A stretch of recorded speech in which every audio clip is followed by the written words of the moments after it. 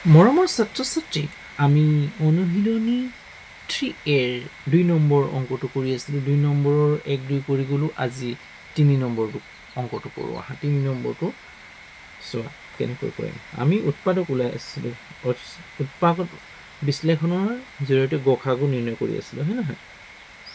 এতিয়া চোৱা 3 নম্বৰটো, 3 নম্বৰ সমাধান। আমি চোৱা, আমি ছুটি নিয়মৰে হৰণ কৰি উৎপাদকটো উলিয়াব লাগিব। 70 আছে। এতিয়া চোৱা, এই 70 আছে, হ'ল। পাছত 0 থাকিলে 2ৰে বাৰ যাবই। এতিয়া চোৱা, এতিয়া 2 লগত কি পূৰণ কৰিলে 7 হ'ব? 2 গুণ 2, 2 2 4, 2 3 গুণ 6, 2 4 গুণ 8 হৈ যায়, 7তকৈ ডাঙৰ হৈ যায়। 2 3 গুণ 6, 6 ইয়াত কিমান থাকি গ'ল? 6 হ'ল, কিন্তু 7 আছে, 1 থাকি গৈছে। 1 আৰু 0 লগত লগাই কিমান হ'ল? 10 হ'ল। 2 5 গুণ 10। তাৰমানে কেনেকৈ কৰিলোঁ অংকটো এতিয়া বুজি লোৱা। আমি এতিয়া চোৱা, 70 আছিলে, 2ৰে বাৰ গ'ল ন? 2 3 গুণ 6, তাৰমানে 6 হ'ল। 7ৰ পৰা 6 গ'লে 1, তাৰপিছত এই শূন্যটো গুচি যাব নহয়, 10 হৈ যাব, হয় নাই?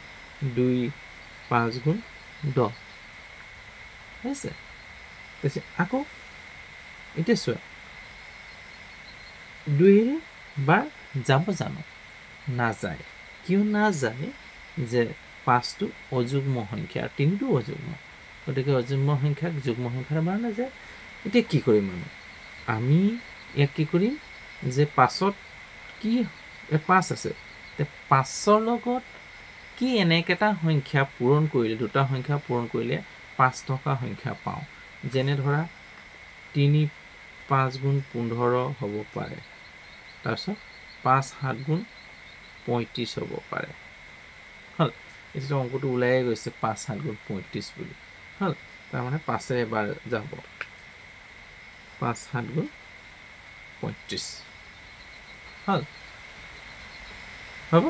নহ'লে তুমি এনেকাও ভাঙিব পাৰা, ইয়াক মই এনেকাও দি দিছোঁ, চোৱা, এনেকাও কৰিব পাৰা। 70 আছে, হ'ল।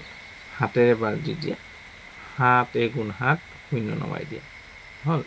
তাৰপিছত 2 5 গুণ 10, 2ৰে বাৰ যাব নহয়, 0 আছে, 2 5 গুণ 10 বা 5 2 গুণ 10, যেনেকৈ কৰা খুচি আছে। 5 বহাই পৰিব পৰা, হয় নহয়? 5 বহাই দিলে 5 2 তললৈ 5 2 গুণ 10, হ'ব। যি সহজ লাগে তাকে কৰি ল'বা, হ'ব। 7ৰে প্ৰথম 10 7 গুণ 70 কৰি ল'ব পাৰা, প্ৰব্লেম নাই।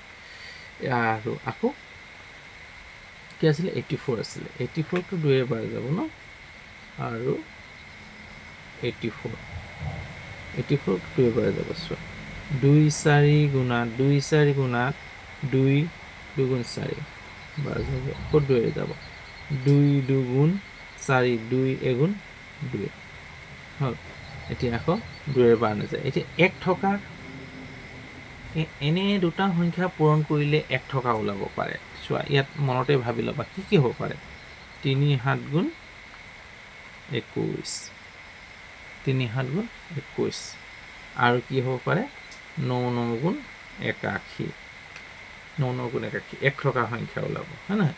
কিন্তু 81টো ডাঙৰ হৈ যায়, 21 ওলাই আছে, 3 7 গুণ 21, তাৰমানে 3য়ে বাৰ যাব পাৰে, 3 7 গুণ 21, হ'ল। এতিয়া উৎপাদকটো ভাঙি দিম আমি। এতিয়া হ'ল। এতিয়া 70 উৎপাদক কি কি হ'ব? চোৱা, 2 5 7 ন, সৰুৰ পৰা ডাঙৰলৈ পাতিব, 2 5 7, আৰু 84 2 পূৰণ 2 পূৰণ 3 পূৰণ 7, হ'ল। এতেকে নিৰ্ণয়ৰ গসাগু বুলি লিখিব পাৰা, বা এতেকে 70 আৰু 84ৰ গসাগু কি হ'ব? চোৱা, গসাগু মিলাই মিলাই ল'ব লাগিব ন, 2 2 2 মিলিছে, তাৰমানে 2 এটা ল'ম, পূৰণ তাৰপিছত আৰু মিলিছে জানো নাই মিলা তাৰপিছত কোনটো মিলিছে এই 7 মিলিছে তাৰমানে 7 এটা লওঁ হ'ল তাৰমানে গসাগু কিমান 2 7 গুণ 14 সদায় মিলাই ল'ব লাগিব হ'ল উত্তৰটো কিমান পালোঁ 14 গসাগু কিমান পালোঁ 14 হ'ব কিবা যদি ইয়াত তোমালোকৰ কনফিউজ থাকে তোমালোকে কমেণ্ট কৰিবা কমেণ্টৰ উত্তৰসমূহ মই দিবলৈ চেষ্টা কৰিম নতুবা আকৌ নতুনকৈ ভিডিঅ' বনাই তোমালোকক দিবলৈ চেষ্টা কৰি যাম আজিলৈ হ'ব যদি ভিডিঅ'টো চাই ভাল পাইছা তেতিয়াহ'লে শ্বেয়াৰ কৰিবলৈ নাপাহৰিবা যদি ভিডিঅ'টো নতুন তেতিয়াহ'লে ছাবস্ক্ৰাইব কৰি ল'বা লগতে কমেণ্ট কৰিবা